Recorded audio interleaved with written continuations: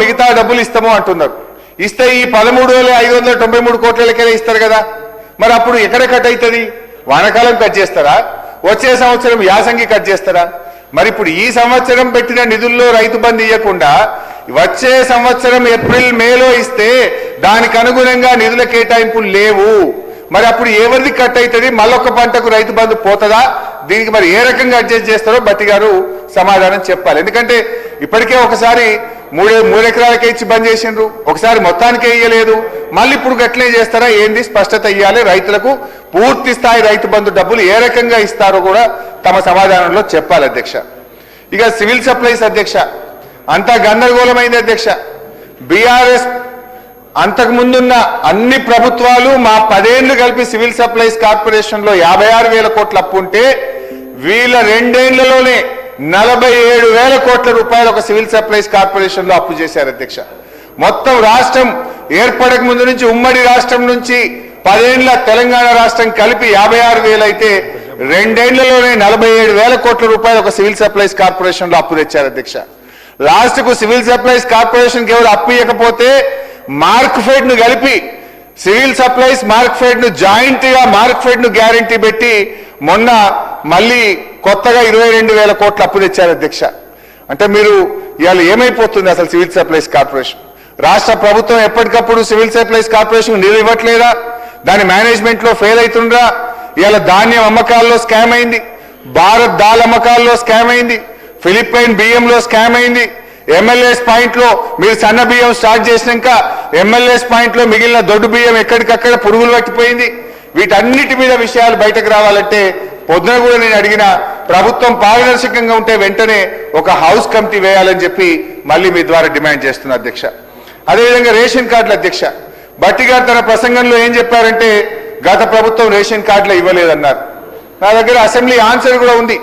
ఇదే సభలో గౌరవనీయులు ఉత్తమ్ కుమార్ రెడ్డి గారు బీఆర్ఎస్ ప్రభుత్వం 6,47,479 రేషన్ కార్డులు ఇచ్చిందని ఉత్తమ్ గారు ఈ సభలో సమాధానం చెప్పారు. భట్టి గారేమో తన ప్రసంగంలో కార్డులు ఇవ్వలేదు అనేటువంటి మాట చెప్పారు. ఆనాడు బీఆర్ఎస్ ప్రభుత్వం 4 కేజీల బియ్యాన్ని 6 కేజీలు చేసింది కేసీఆర్ గారి ప్రభుత్వం. కుటుంబంలో ఎంతమంది ఉంటే అంతమందికి సీలింగ్ లేకుండా పూర్తి స్థాయిలో బియ్యం ఇచ్చింది బీఆర్ఎస్ ప్రభుత్వం. ప్రభుత్వ హాస్టళ్లు గురుకులాల్లో సన్న బియ్యంతో భోజనాన్ని ప్రారంభించింది కూడా బీఆర్ఎస్ ప్రభుత్వం అధ్యక్ష. ఎడ్యుకేషన్ డిపార్ట్మెంట్ వ్యవసాయం పూర్తయి నౌ సెకండ్ డిపార్ట్మెంట్ ఎడ్యుకేషన్ లోకి వచ్చిన మొత్తం ఒక 30-40 డిపార్ట్మెంట్లు చెప్పాల్సి ఉంటుంది అధ్యక్ష. ఎడ్యుకేషన్ అధ్యక్ష, ఎడ్యుకేషన్ లో అధ్యక్ష గౌరవనీయులు భట్టి గారు ఏమన్నారంటే పిల్లల భవిష్యత్ కోసం తీసుకునే నిర్ణయాలు ఎప్పుడు ఇది ఖర్చు కాదు భవిష్యత్తు మీద పెట్టుబడులు అని మంచి మాట చెప్పారు. I fully agree with him అధ్యక్ష. మరి నేను అడుగుతా ఉన్నా, ఎందుకు ఫీజు రియంబర్స్మెంట్ డబ్బులు ఇవ్వడం లేదు? 2.5 సంవత్సరాలుగా ఫీజు రియంబర్స్మెంట్ ఇవ్వకపోవడం వల్ల ఎస్సీ ఎస్టీ బీసీ మైనారిటీ పిల్లల భవిష్యత్తు అంధాకారం అవుతా ఉంది కదా. 13 లక్షల మంది పిల్లల భవిష్యత్తు ఎందుకు చెలగాటమాడుతా ఉన్నారు? ఆనాడు బీఆర్ఎస్ ప్రభుత్వం వచ్చినాడు గత కాంగ్రెస్ ప్రభుత్వం బకాయి పెట్టిన 2,500 కోట్లతో సహా మా 9.5 ఏళ్లలో కరోనా వచ్చినా పెద్ద నోట్ల రద్దు వచ్చినా ఏనాడు ఫీజు రియంబర్స్మెంట్ ఆపకుండా 19,500 కోట్ల రూపాయల ఫీజు రియంబర్స్మెంట్ చెల్లించాము. మీరు 2.5 సంవత్సరాల్లో ఫీజు రియంబర్స్మెంట్ ఇయ్యక విద్యార్థుల జీవితాలతో ఎందుకు చెలగాటమాడుతున్నారు అని చెప్పి నేను ప్రశ్నిస్తా ఉన్నా.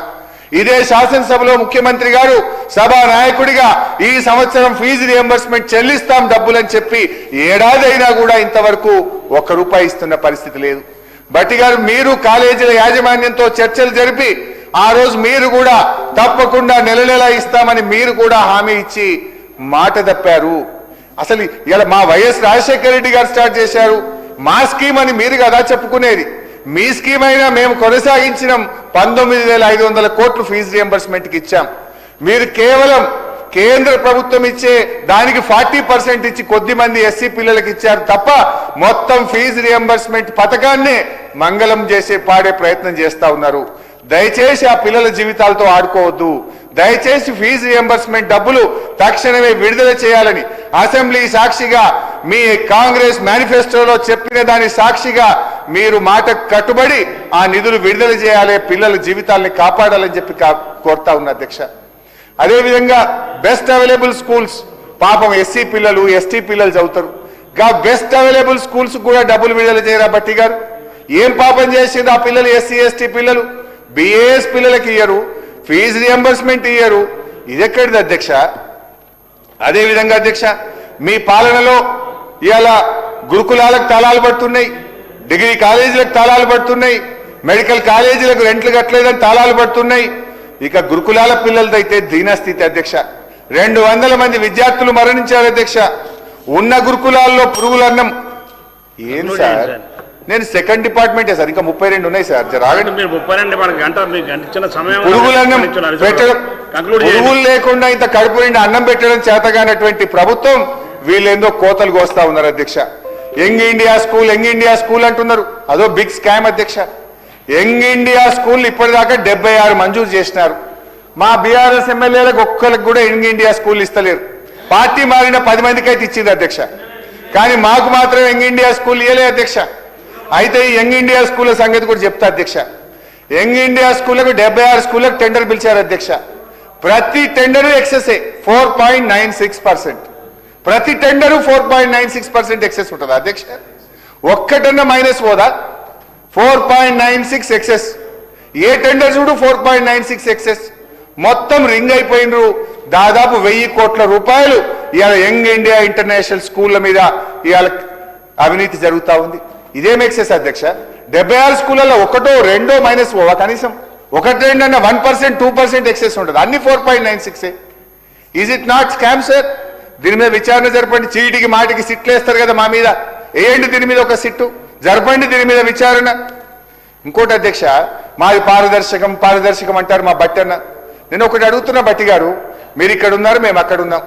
ఆ రోజు మిషన్ కాకతీయ స్టార్ట్ చేస్తే అన్ని నియోజకవర్గాల్లో చేసినాం కదా, క్యాంప్ ఆఫీసులు కడితే అన్ని నియోజకవర్గాల్లో కట్టినాం కదా, 119 బీసీ గురుకులాలు స్టార్ట్ చేస్తే అన్ని నియోజకవర్గాల్లో చేసినాం కదా, 119 ఎస్సీ గురుకులాలు స్టార్ట్ చేస్తే అన్ని నియోజకవర్గాలు చేసినాం కదా, మిషన్ కాకతీయ చేస్తే అన్ని నియోజకవర్గాలు చేసినాం కదా, మెడికల్ కాలేజీలు పెడితే 33 జిల్లాలకు మెడికల్ కాలేజీలు ఇచ్చినాం కదా. ఇవాళ మేము ఏం చేసినా పారదర్శకంగా చేసినాం. మీరు మొన్న ఎస్డిఎఫ్ ఒక జీవో ఇచ్చిండ్రు, జీవో నంబర్ 251, 1/11/2025 నాడు ఒక జీవో ఇచ్చిండ్రు ఎస్డిఎఫ్. కేవలం 76 మంది ఎమ్మెల్యేలకే ఎస్డిఎఫ్ ఇచ్చిండ్రు. అంటే మేము ఎమ్మెల్యేలం కాదా? మా దగ్గర ప్రజలు లేరా? మీరు ఈ రాష్ట్రానికి ముఖ్యమంత్రి, 76 నియోజకవర్గాలకి ప్రభుత్వం ఉందా? ఈ ప్రభుత్వం మొత్తం రాష్ట్రానికి ఉందా, 76 నియోజకవర్గాలకు ఉందా? మాకెందుకు ఇయర్ ఎస్డిఎఫ్ అని అడుగుతా ఉన్నా. పార్టీ మారిన 10 మంది బీఆర్ఎస్ ఎమ్మెల్యేలకు ఇచ్చిండ్రు, కానీ ఇవాళ ప్రతిపక్షంలో ఉండి ప్రజల గొంతుకగా ఉన్న మాకు మాత్రం ఇవాళ ఎస్డిఎఫ్ ఇవ్వలేదు అధ్యక్ష. హౌ ఇట్ ఈస్ ఫెయిర్ అధ్యక్ష? సంక్షేమ రంగం అధ్యక్ష. ఇక సంక్షేమ రంగం అధ్యక్ష, మేనిఫెస్టోలో ఊదరగొట్టిన డిక్లరేషన్లు, వాగ్దానాలు అధికారంలోకి రాగానే చెత్తబుట్ట పాలైనాయి. ఈ సంక్షేమ రంగంలో కాంగ్రెస్ తీరెట్లా ఉందంటే నోటితో నవ్వుతూ నొసటితో వెక్కిరించినట్టుంది అధ్యక్ష. అధ్యక్ష, సోషల్ వెల్ఫేర్ బట్టి గారు మంచిగా వినాలి అధ్యక్ష. పాపం అందరికంటే పేదలు, వాళ్ళ విషయంలో మనందరికి కన్సర్న్ ఉండాలి, మనందరికి బాధ్యత ఉంటుంది అధ్యక్ష. ఎస్సీ వెల్ఫేర్ అధ్యక్ష, 2014-15లో బీఆర్ఎస్ పార్టీ మొదటిసారి అధికారంలోకి వచ్చినప్పుడు 1396 కోట్లు ఖర్చు పెట్టాం. మేము దిగిపోయినప్పుడు 2023-24 4703 కోట్ల రూపాయలు ఎస్సీ వెల్ఫేర్ మీద ఖర్చు పెట్టినాం. ఒక ఇయర్ 2021-22 అయితే 7361 కోట్లు ఖర్చు పెట్టాం ఎస్సీ వెల్ఫేర్కు. మరి మీ యొక్క మొదటి సంవత్సరం, మీ పాలనలో మీరు పెట్టిన బుక్కులోని మాట, 2024-25లో దళితుల సంక్షేమం మీద కాంగ్రెస్ పార్టీ ప్రభుత్వం పెట్టిన ఖర్చు కేవలం 1399 కోట్లు. 1395 కోట్లు. షేమ్ అధ్యక్ష ఇది. అంటే 10 ఏళ్ల కింద బీఆర్ఎస్ ప్రభుత్వం పెట్టిన దానికంటే తక్కువ. 2014-15లో మేము 1396 కోట్లు పెడితే 11 ఏళ్ల తర్వాత దళితులకు 2024-25లో ఈ కాంగ్రెస్ ప్రభుత్వం పెట్టిన ఖర్చు 1395 కోట్లు. అంటే ఇది సిగ్గుతో మనందరం కూడా తలదించుకోవాలి అధ్యక్ష. ఎస్సీ ఎస్డిఎఫ్ అంటాం, వాళ్ళ నిధులు వాళ్ళకే ఖర్చు పెడతామంటాం, ప్రత్యేకమైన బడ్జెట్ పెడతాం. ఎందుకు ఇంత తక్కువ ఖర్చు పెట్టారో ఒక్కసారి ఆత్మవిమర్శ చేసుకోవాలని కోరుతా ఉన్నా అధ్యక్ష. ఇదా ఎస్సీల సంక్షేమం మీద మీకున్న ప్రేమ? ఇదా మీకు దళితుల మీద ఉన్న ప్రేమ? ఇది ఎట్లా ఉందంటే అధ్యక్ష, పంచపాండవులు ఎంతమంది అంటే మంచం కోళ్ళలాగా ముచ్చటగా ముగ్గురని 2 వేలు చూపి ఒక్క గీత గీసినట్టు ఉంది అధ్యక్ష.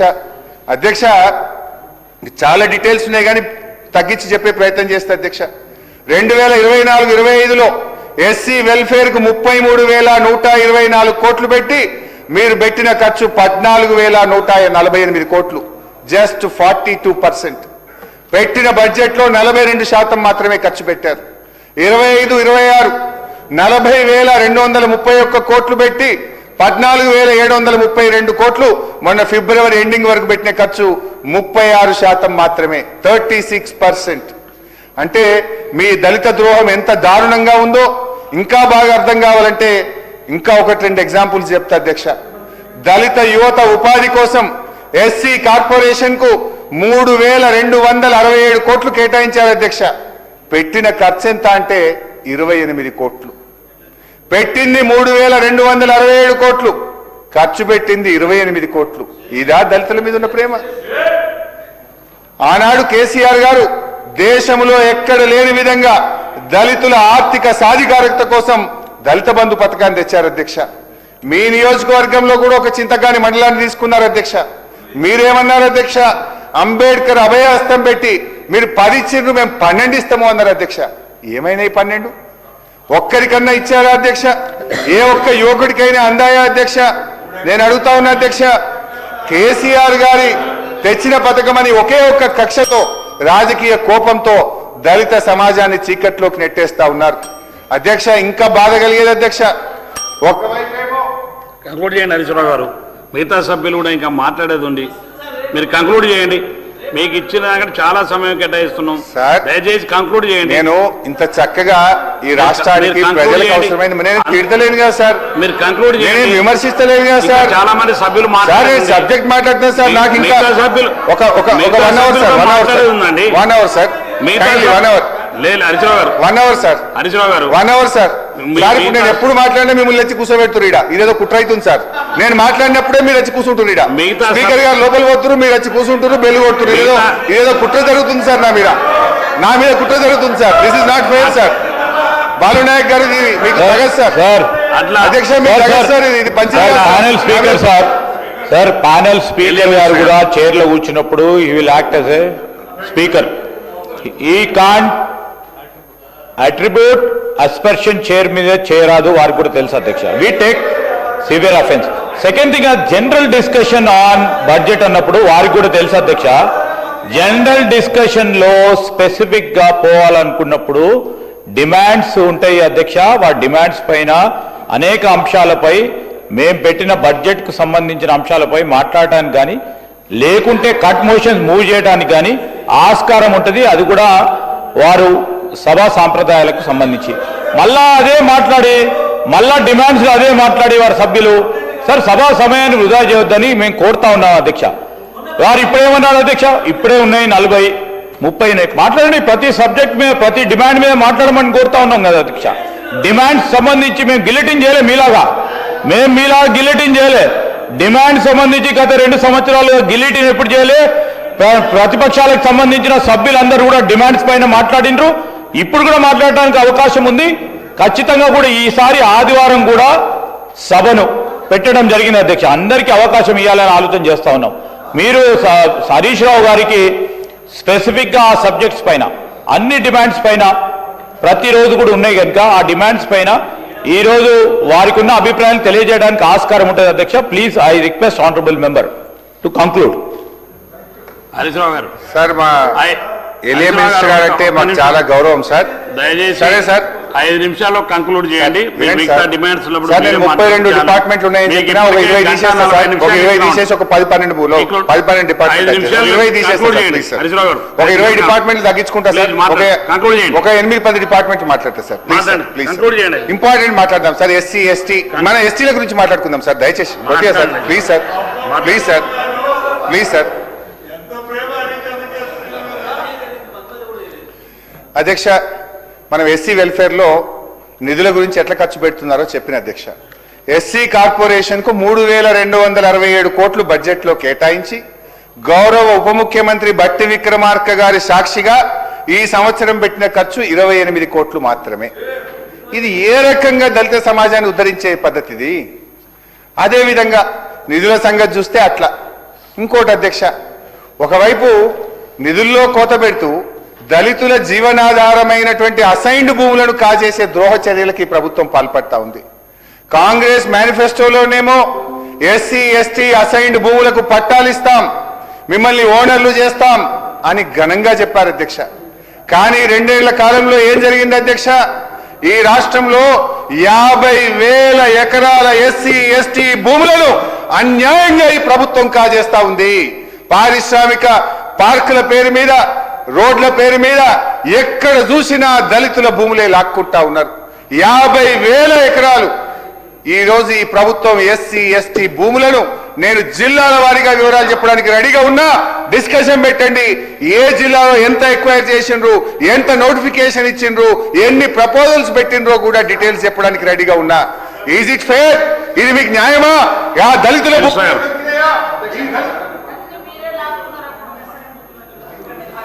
సార్ ఇంత బ్లాంకెట్ గా ఇట్లా హరీష్ రావు గారు స్టేట్మెంట్ ఇవ్వటం ఇది మంచి పద్ధతి కాదు అధ్యక్ష.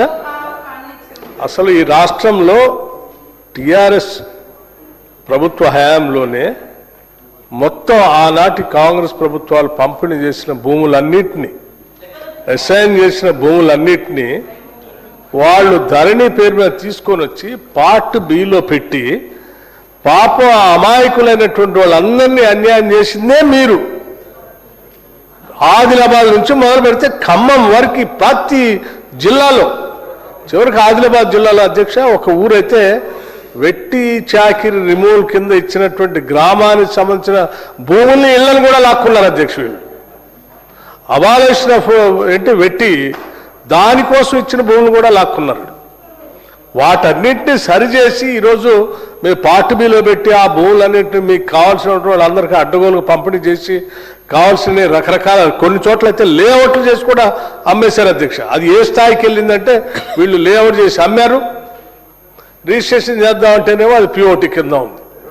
చివరికి కొనుక్కున్నోళ్ళు అమ్మినోళ్ళు ప్రభుత్వం అన్ని గందరగోళ పరిస్థితుల్లో కొన్ని పెట్టారు.